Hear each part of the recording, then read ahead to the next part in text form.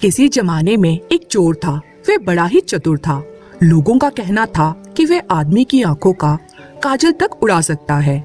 एक दिन उस चोर ने सोचा कि जब तक वह राजधानी में नहीं जाएगा और अपना करतब नहीं दिखाएगा, तब तक चोरों के बीच उसकी धाक नहीं जमेगी। यह सोचकर वह राजधानी की ओर रवाना हुआ और वहां पहुंचकर उसने यह देखने के लिए नगर का चक्कर लगाया कि कहाँ क्या कर सकता है। उसने तय किया कि राजा के महल से अपना काम शुरू करेगा। राजा ने रात दिन महल की रखवाली के लिए बहुत से सिपाही तैनात कर रखे थे। बिना पकड़े गए परिंदा भी महल में नहीं घुस सकता था। महल में एक बहुत बड़ी घड़ी लगी थी जो दिन रात का समय बताने के लिए घंटे बजाती रहती थी। चोर ने लोहे की कुछ कीलें इकट्ठी की और जब रात को घड़ी ने 12 बजाए तो घंटे की हर आवाज के साथ वह महल की दीवार में एक एक कील ठोकता गया। इस तरह बिना शोर किए उसने दीवार में 12 कीलें लगा दी। फिर उन्हें पकड़ पकड़ कर वह ऊपर चढ़ गया और महल में दाखिल हो गया। इसके बाद वे खजाने में गया और वहाँ से हीरे चुरा लाया। अगले दिन जब चोरी का पता लगा तो मंत्रियों ने राजा को इसकी खबर दी। राजा बड़ा हैरान और नाराज हुआ। उसने मंत्रियों को आज्ञा दी कि शहर की सड़कों पर गश्त करने के लिए सिपाहियों की संख्या दुगनी कर दी जाए और अगर रात के समय किसी को भी घूमते हुए पाया जाए तो उसे चोर समझकर गिरफ्तार कर लिया जाए। जिस समय दरबार में यह ऐलान हो रहा था, एक नागरिक के भेष में चोर वहीं मौजूद था। उसे सारी योजना की एक एक बात का पता चल गया। उसे फौरन यह भी मालूम हो गया कि कौन से 20 सिपाही शहर में गश्त के लिए चुने गए हैं। वह सफाई से घर गया और साधु का भेष धारण करके उन 20 सिपाहियों की पत्नी से जाकर मिला। उनमें से हर एक की पत्नी इस बात के लिए उत्सुक थी कि उसका पति ही चोर को पकड़े और राजा से इनाम ले। एक एक करके चोर उन सबके पास गया और उनके हाथ देखकर उन्हें बताया कि वह रात उनके लिए बड़ी अशुभ है। उसके पति की पोशाक में चोर उसके घर आएगा, लेकिन देखो चोर को अपने घर के अंदर मत आने देना, नहीं तो वह तुम्हें दबा लेगा। घर के सारे दरवाजे बंद कर लेना और भले ही वह पति की आवाज में बोलता सुनाई दे, उसके ऊपर जलता कोयला फेंकना। इसका नतीजा यह होगा कि चोर पकड़ में आ जाएगा। सारी पत्नियां रात को चोर के आगमन के लिए तैयार हो गई। अपने पतियों को उन्होंने इसकी जानकारी नहीं दी। इस बीच पति अपनी गश्त पर चले गए और सवेरे 4 बजे तक पहरा देते रहे। हालांकि अभी अंधेरा था, लेकिन उन्हें उस समय तक इधर उधर कोई भी दिखाई नहीं दिया। तो उन्होंने सोचा कि उस रात को चोर नहीं आएगा। यह सोचकर उन्होंने अपने घर चले जाने का फैसला किया। जैसे ही वह घर पहुँचे, पत्नियों को संदेह हुआ और उन्होंने चोर की बताई कार्रवाई शुरू कर दी। फल यह हुआ कि सिपाही जल गए और बड़ी मुश्किल से अपनी पत्नियों को विश्वास दिला पाए कि वे ही उनके असली पति हैं और उनके लिए दरवाजा खोल दिया जाए। सारे पतियों के जल जाने के कारण उन्हें चिकित्सा के लिए वैद्य के पास ले जाया गया। दूसरे दिन राजा दरबार में आया तो उसे सारा हाल सुनाया गया। सुनकर राजा बहुत चिंतित हुआ और उसने कोतवाल को आदेश दिया कि स्वयं जाकर वह चोर को पकड़े। उस रात कोतवाल ने तैयार होकर शहर का पहरा देना शुरू किया। जब वह एक गली में जा रहा था, चोर ने उसे देखकर कहा, मैं चोर हूँ। कोतवाल समझ गया कि कोई मजाक कर रहा है। उसने कहा, मजाक छोड़ो और अगर तुम चोर हो तो मेरे पास आओ, मैं तुम्हें हथकड़ी डाल दूंगा। चोर बोला, ठीक है, इससे मेरा क्या बिगड़ेगा। और चोर कोतवाल के पास आ गया। चोर ने कहा, कोतवाल साहब, इस हथकड़ी को आप इस्तेमाल कैसे करते हैं? मेहरबानी करके मुझे समझा दीजिए।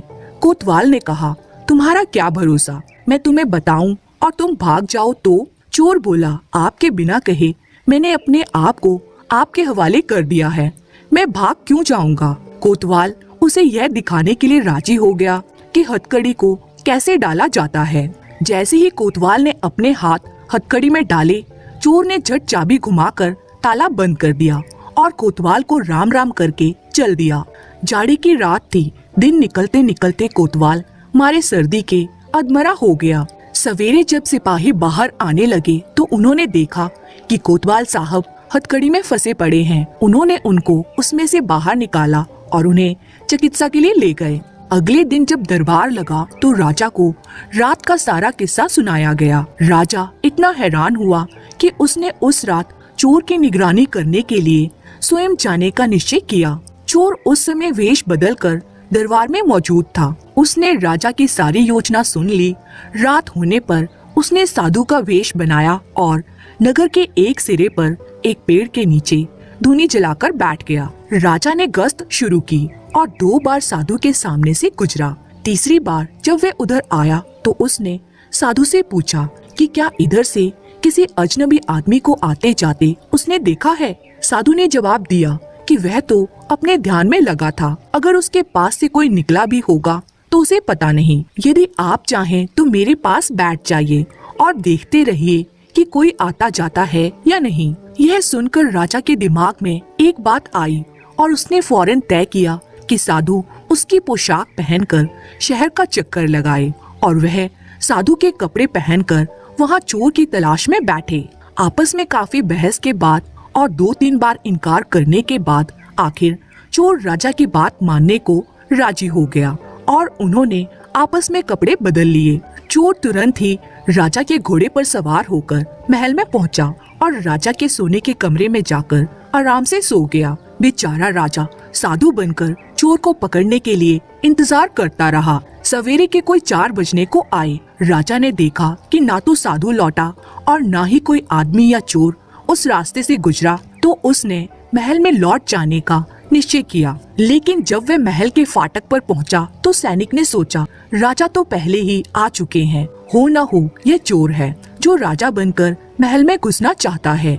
उन्होंने राजा को पकड़ लिया और काल कोठरी में डाल दिया। राजा ने शोर मचाया पर किसी ने भी उसकी एक बात ना सुनी। दिन का उजाला होने पर काल कोठरी का पहरा देने वाले सैनिक ने राजा का चेहरा पहचान लिया और मारे डर के थर-थर कांपने लगा। वह राजा के पैरों में गिर पड़ा। राजा ने कुछ सिपाहियों को बुलाया और महल में गया। उधर चोर जो रात भर राजा के महल में आराम से सोया था, सुबह सुबह ही राजा की पोशाक में घोड़े पर बैठकर रफू चक्कर हो गया। अगले दिन जब राजा अपने दरबार में पहुंचा तो बहुत ही हताश था। उसने ऐलान किया कि अगर चोर उसके सामने स्वयं उपस्थित हो जाएगा तो उसे माफ कर दिया जाएगा और उसके खिलाफ कोई कार्रवाई नहीं की जाएगी, बल्कि उसके चतुराई के लिए उसे इनाम भी मिलेगा। चोर वहाँ मौजूद था ही फौरन राजा के सामने आ गया और बोला, महाराज मैं ही अपराधी हूँ। इसके सबूत में उसने राजा के महल से जो कुछ चुराया था वह सब सामने रख दिया, साथ ही राजा की पोशाक और उसका घोड़ा भी रख दिया। राजा ने उसे 1 गांव इनाम में दे दिया और वादा कराया कि वह आगे से चोरी करना छोड़ देगा। अब चोर को चोरी करने की जरूरत ही नहीं थी और उसने चोरी छोड़ दी और वह आनंद से रहने लगा। धन्यवाद। एक दिन राजा अपने दरबार में बैठा था और बुद्धिमान काजी उसके सामने खड़ा था। जब वे बात कर रहे थे तभी एक कौवा उड़ता हुआ वहाँ आया और उसने जोरों से काव काव की। काव काव काव कौवा करता रहा और हर कोई उसकी इस गुस्ताखी से अचंभित था। राजा ने कहा, इस पक्षी को यहाँ से निकालो, और तुरंत पक्षी को महल से बाहर निकाल दिया गया। 5 मिनट बाद फिर से कौवा उठकर काव काव काव के साथ वहाँ आ गया। क्रोधित होकर राजा ने कौवे को गोली मारने का आदेश दिया। अभी नहीं महाराज, बुद्धिमान काजी ने यह कहते हुए राजा को रोका। शायद आपकी बाकी प्रजा की तरह ही यह कौवा भी आपके सामने अपनी कोई फरियाद लेकर आया है। बहुत अच्छा, तो तुरंत इसकी जांच की जानी चाहिए। राजा ने आदेश दिया और एक सिपाही को यह पता लगाने के लिए नियुक्त कर दिया कि कौवा क्या चाहता था। जैसे ही सिपाही महल से निकला, कौवा भी उड़कर बाहर आया और सिपाही के आगे आगे नीचे उड़ता हुआ उसे पास ही लगे हुए एक चिनार के सुंदर पेड़ तक ले गया। वहाँ पहुंचकर कौवा एक घोंसले में जा बैठा जो उस डाली पर टिका हुआ था जिसे एक लकड़हारा काट रहा था। पूरे समय कौवा बहुत जोर से काव काव करता रहा। सिपाही तुरंत सारी बात को समझ गया और उसने उस आदमी को डाली काटने से रोकने का आदेश दिया। कौवे ने शोर मचाना बंद कर दिया। सिपाही ने उस आदमी से पूछा, क्या तुमने वे डाली काटनी शुरू करने से पहले उस पर पक्षी का घोंसला नहीं देखा था? मेरे लिए एक पक्षी का घोंसला क्या है? आदमी ने बेअदबी से जवाब दिया, शायद तुमसे थोड़ा सा अधिक कीमती।